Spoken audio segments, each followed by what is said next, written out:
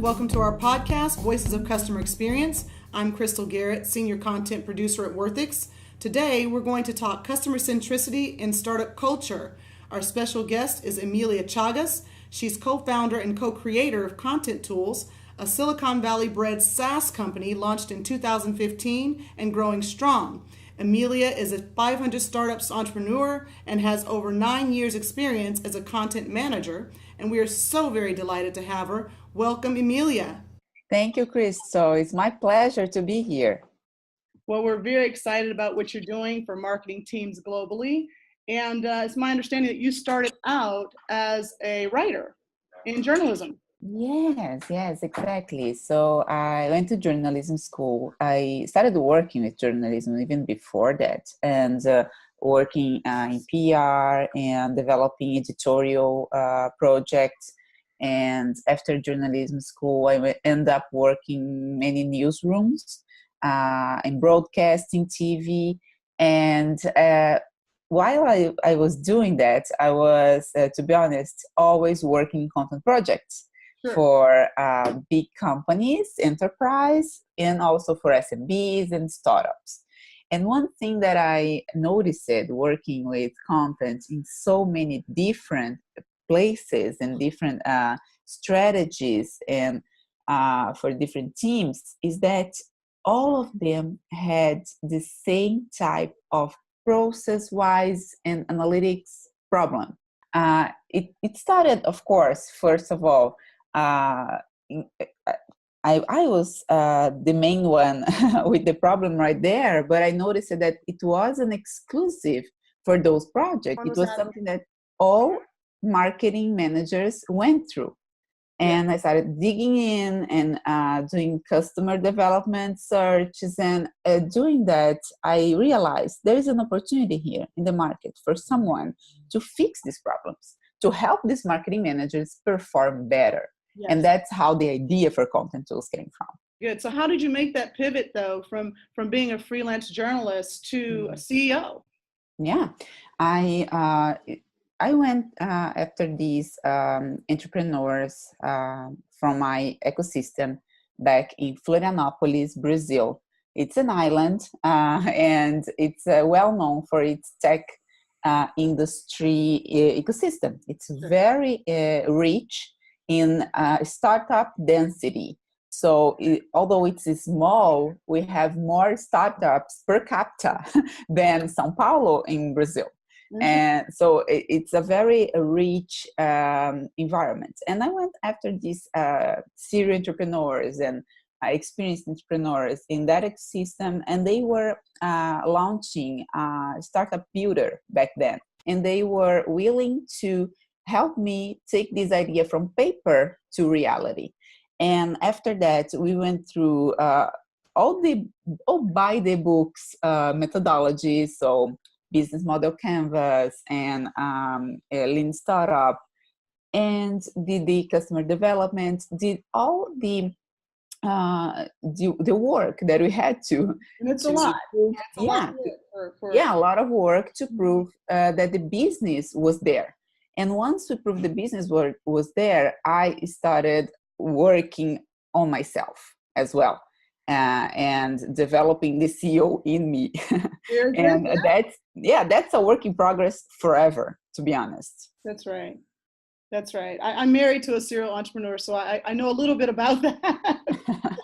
It is a lot of work. So you saw the unmet need, and tell me how you kind of came up with Contentools to be a solution. I've had the pleasure of using Contentools, and it is extremely helpful. And so you do creation, preparation, distribution, analysis. So you cover the whole gamut. Yeah. That's a moment in our markets that we're in. It's so overwhelming for the marketing manager as well. So many different tiny tools, tiny small parts of the process that you cover with different tools. Mm-hmm. And you end up using, to be honest, 10 to 12 different tools just to create content with your team and distribute it, if not more.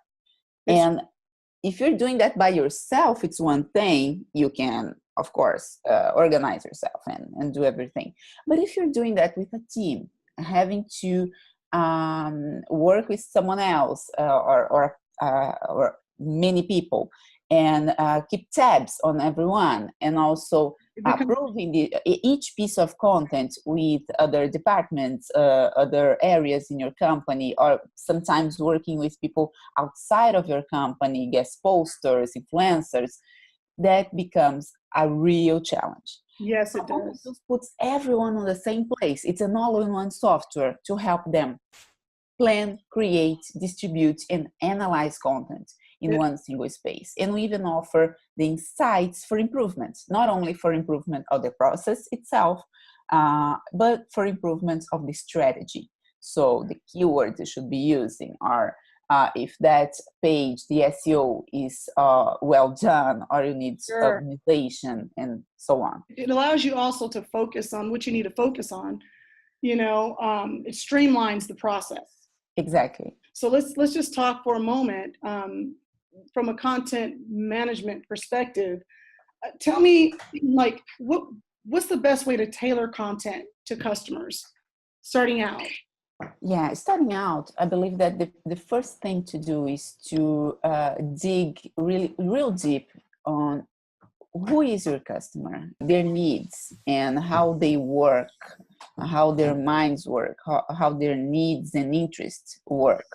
And that's something that seems simple, but it's not. It's not simple, not at all. Not simple, yeah. So understanding your buyer persona. So who is this archetype? Who is this character that will represent a majority of your customers, and is something really helpful, because you're creating not only on your mind, but in the minds of your team, and not only the marketing team, but the customer experience team, the product team, someone they can work their empathy on, so they can rely on that image to be more empathetic with your customers overall.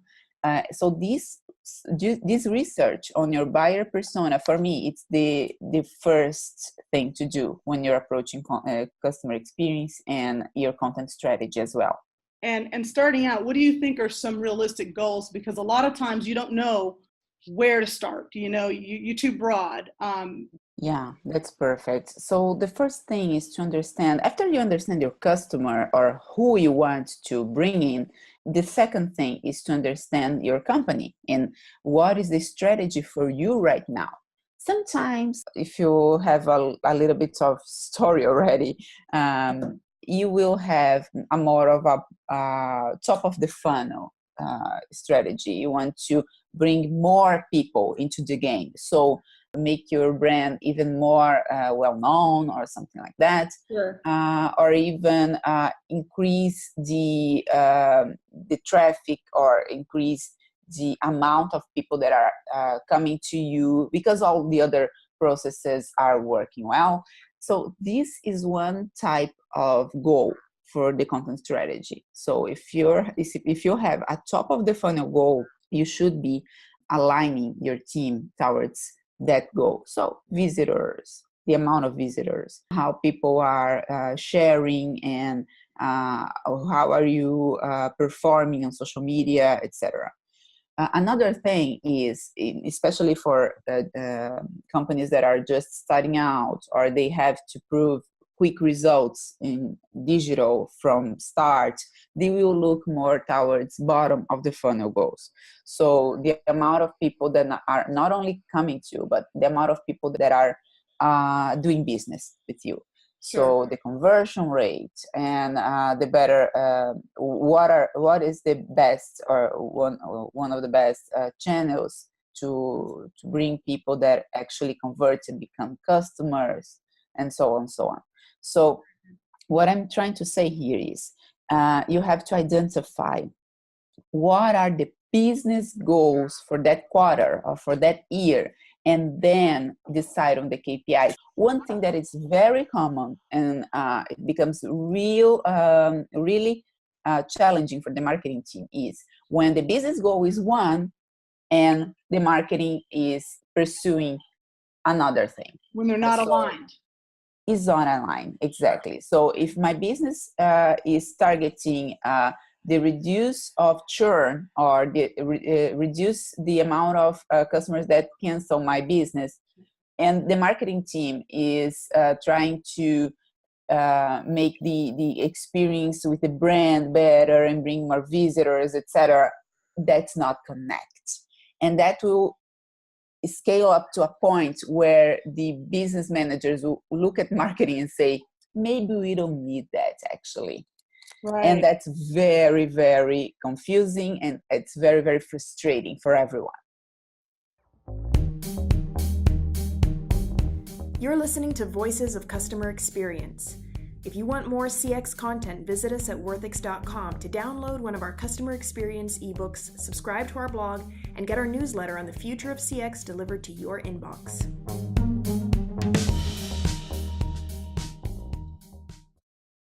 So along the same lines, what would you say are some of the common mistakes that you see in content marketing that you'd warn companies to avoid? So that's one for sure, the alignment of the goal. So the major goal, your OKRs and all KPIs for marketing to be aligned with the business KPIs. That's one thing. Another thing is going back to the first question is about the buying persona. So one thing that we notice is, it's one thing to come around and research and dig deeper and understand who is your buying persona and who you should be targeting. And another thing is understanding how they operate, how do they make decisions. So the buying journey to the point until they become customers, and after that. And the after that is also something really interesting. So understanding the first approach, the curiosities, the discoveries that your customer is trying to make or accomplish in the first place, and bringing content that will trigger that. That's one thing. Mm-hmm. Another thing is, once you trigger that, and once that group of people is already consuming your content, already watching or reading or listening to your content, is another thing to make sure that they stick with you. And to stick with you, your content has to evolve from one step to the next, to the next, to the next, following them through their journey until they meet you, until they will decide to do business with you. Once they do that, it's a whole other thing to do content that will make your customers more connected to your products, to your brand, and become ambassadors of your brand. I like that. So 1, you have to know your buying persona. 2, know the strategy of your company. Mm-hmm. 3, make sure your content speaks to your persona. 4, make sure your KPIs are aligned with the business KPIs. Yes. And 5, understand your customer's journey and be sure to tailor your content to them and make sure your content is evolving. Yes, because the mistake, as you asked, is when I have this line. So I'm creating content and I say, oh, my content strategy is not working. Sometimes it's because my KPIs and my goal is 1, and I'm creating content targeting just one step of the buying journey. Sometimes I'm just talking about myself. Sure. And that's a real mistake. When I'm talking about my products, my companies, how many companies do you go to their websites, you visit, and there's all about them, the awards and the feature change on their products. It's all about them. You go to a party, okay, Crystal, and you have someone in that party that only talks about themselves. How long? Doesn't go over too well. Talking to this person. It's not long, for sure, not long. You have to add value. You have to add value to the market and people that are outside of you. Yes, that's right. Exactly. You have to engage. And to engage, you have to listen. Are you looking to streamline your company's content production? You can find valuable information on how to manage and scale up your marketing team on Contenttools.com, or find the link in the podcast episode details.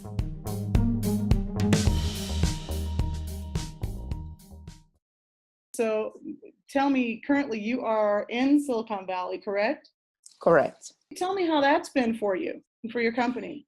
Yeah, so Contentools launched from Silicon Valley, and we went through this acceleration program here and did our validations with global customers from here, launched from here. But we have also an office in Florianópolis, Brazil, because it's very strategic for us to have teams in both places. So here we have more of a business development, product development as well in R&D, and in Brazil we have the back office and customer support and all these teams working from Brazil as well.